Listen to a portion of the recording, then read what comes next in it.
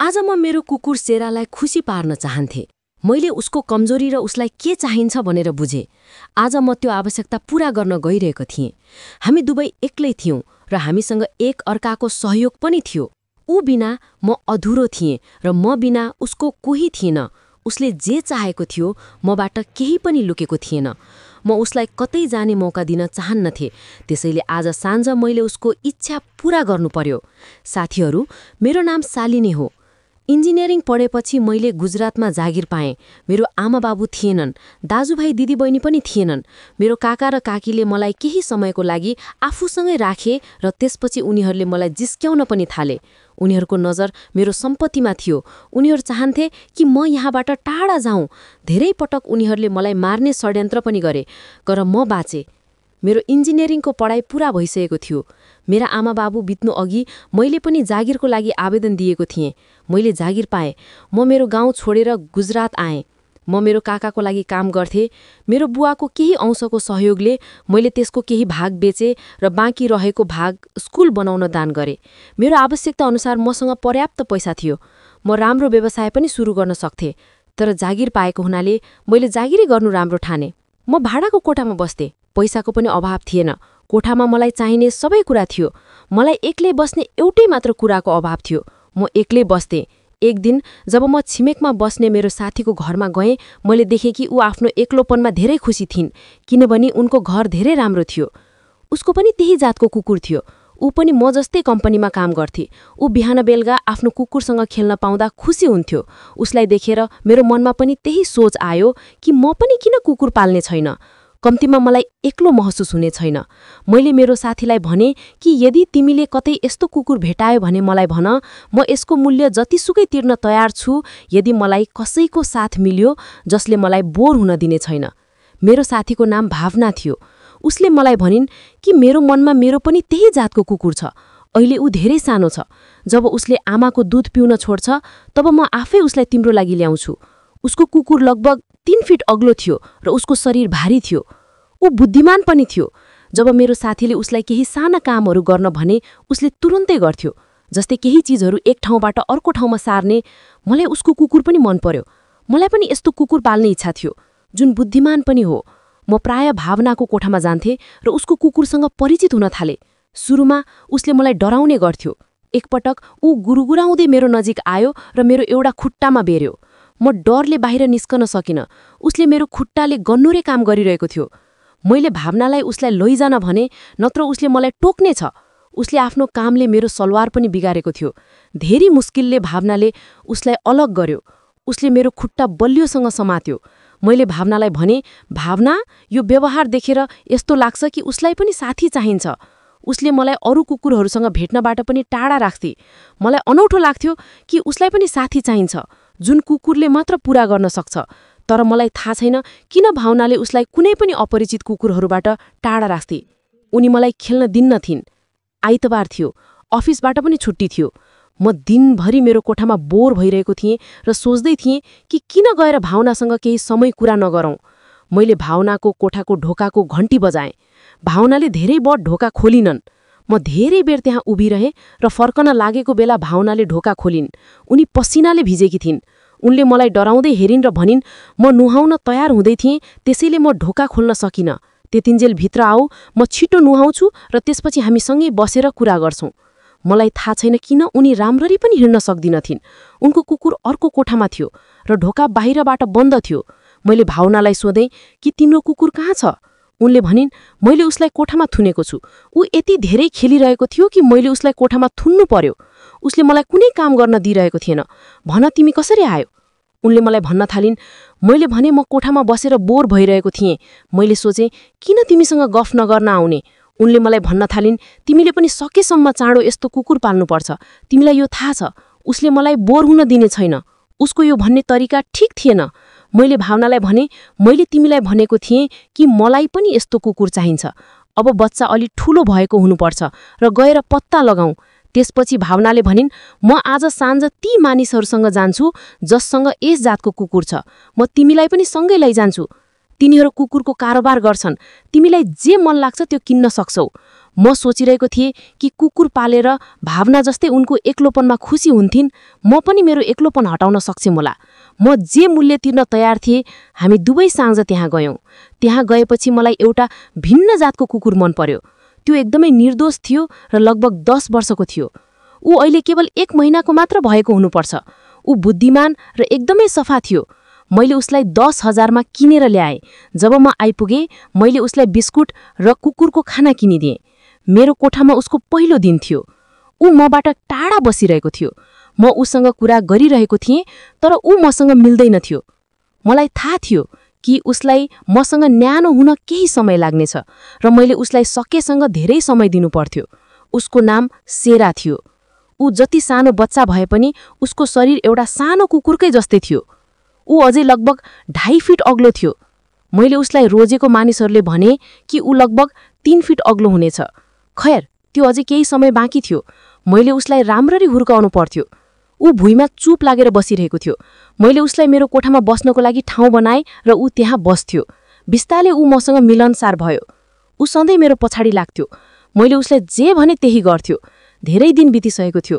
काममा जानु अघि म हरेक बिहान उसलाई कोठामा बन्द गर्थेँ। ऊ धेरै तला अग्लो भवनमा बस्थिन्। मेरो कोठा तेस्रो तलामा थियो। झ्यालबाट बगैँचाको दृश्य स्पष्ट देखिन्थ्यो। झ्यालको छेउमा एउटा सिंगल बेड राखेको थियो। ऊ त्यसमा बसेर बाहिर हेरिरहन्थ्यो। जब म साँझ फर्कन्थेँ, उनी मलाई टाढाबाट चिन्थिन् र ढोका नजिक आएर मेरो प्रतीक्षा गर्थे। जब म ढोका खोलेर आउँथेँ, उनी मलाई अँगालो हाल्थिन्। म पनि उसलाई मेरो टाखमा उठाउँथेँ र धेरै माया गर्थे। अब दिनको सट्टा महिना बितिसकेको थियो। ऊ बिस्तारै हुर्किरहेको थियो। ऊ यति जवान भइसकेको थियो कि अब म उसलाई मेरो काखमा उठाउन सक्दिन थिएँ। ऊ मलाई धेरै भारी लाग्थ्यो। मलाई अँगालो हाल्ने उनको चाल बढिरहेको थियो। मलाई उनको पन्जाबाट चुच्चो महसुस हुन्थ्यो। धेरै पटक ऊ यस्तो गर्थ्यो कि ऊ यति धेरै उप्चिन्थ्यो कि म लड्थेँ र ऊ मसँग खेल्न खोज्थ्यो, तर म उसलाई धकेल्थेँ। मलाई धेरै मुस्किलले धकेल्नु पर्थ्यो। कहिलेकाहीँ आफूलाई बचाउन म उसलाई छुट्टै कोठामा बन्द गर्थेँ। त्यसपछि मात्र म मेरो लुगा फेर्न र अन्य कामहरू गर्न सक्थेँ। खाना खाने समय हुँदा म उसलाई कोठाबाट बाहिर निकाल्थेँ। म उसलाई छोटो पैदल यात्राको लागि बाहिर लैजान्थेँ र फेरि भित्र ल्याउँथेँ। त्यसपछि ऊ आफ्नो ठाउँमा जान्थ्यो र चुप लागेर सुत्थ्यो। उसको बढ्दो हरकत देखेर मलाई चिन्ता हुन्थ्यो कि मैले उसलाई मेरो साथीमा राखेर गल्ती गरेँ कि म यहाँ उसको साथ एक्लै बस्छु। उसको हरकतले मलाई समस्यामा पार्न सक्छ। म छिमेकमा मेरी साथी भावनाको सल्लाह लिन गएँ। मैले उसलाई भने कि सेराको हरकत र उसको शरीर दुवै बढिरहेको छ। कहिलेकाहीँ म उसलाई नियन्त्रण पनि गर्न सक्दिनँ। म के गरौँ? मलाई थाहा छैन ऊ अझै कति ठुलो हुनेछ। ऊ दाँतले गुरगुराउँथ्यो र मलाई यसरी समात्थ्यो कि कहिलेकाहीँ मलाई डर लाग्थ्यो कि उसले मलाई आक्रमण गर्न सक्छ। यदि तिमीले मलाई आउँदै वा जाँदै गरेको देख्यौ भने मेरो ढोका खोलेर मलाई खोज। यस्तो हुन सक्छ कि म कुनै दिन सेराको शिकार बन्नेछु। उनी हाँस्न थालिन् र भनिन्, तिमी पनि आफ्नो मनमा झिङ्ग्यातिङ्गा विचारहरू ल्याउँदैछौ। यस्तो केही हुँदैन। मेरो कुकुर 5 वर्षदेखि मसँगै छ। म उसलाई राम्ररी चिन्छु। मैले उसलाई बुझाउनुपर्छ। ऊ आफ्नो मालिकप्रति वफादार हुन्छ। ऊ तिमीसँग खेल्न चाहन्छ र तिमी उसलाई खेल्न नदिने हुन सक्छौ। कहिलेकाहीँ उसँग खेल्ने प्रयास गर्नु राम्रो हुनेछ। यसबाट उसले तिमीलाई बुझ्न थाल्नेछ। उसलाई पनि साथी चाहिन्छ र तिमीलाई पनि। तब मात्र तिम्रो एक्लोपन हट्नेछ, जस्तै मलाई भएको छ। म पनि मेरो कुकुरसँग समय बिताउँछु। जब मलाई मन लाग्छ तब म खेल्छु। म कहिलेकाहीँ थाकेका बेला खेल्छु। हामी दुवै खेल्न सक्दैनौँ, नत्र हामी हरेक दिन खेल्छौँ। अब चुपचाप तिम्रो सेहरामा जाऊ र उसलाई के चाहिन्छ भनेर बुझ। ऊ तिमीसँग स्वतै शान्त हुनेछ। गल्तीको लागि उसलाई गरी नगर, नत्र ऊ जिद्दी हुनेछ। मलाई पनि लाग्यो कि भावना सही छन्। म उसलाई डराउनु हुँदैन, तर उसको आवश्यकताहरू पूरा गर्नुपर्छ। म मेरो कोठामा फर्किएँ। ऊ झ्यालको छेउमा बसिरहेको थियो। बाहिरको दृश्य हेरिरहेको थियो।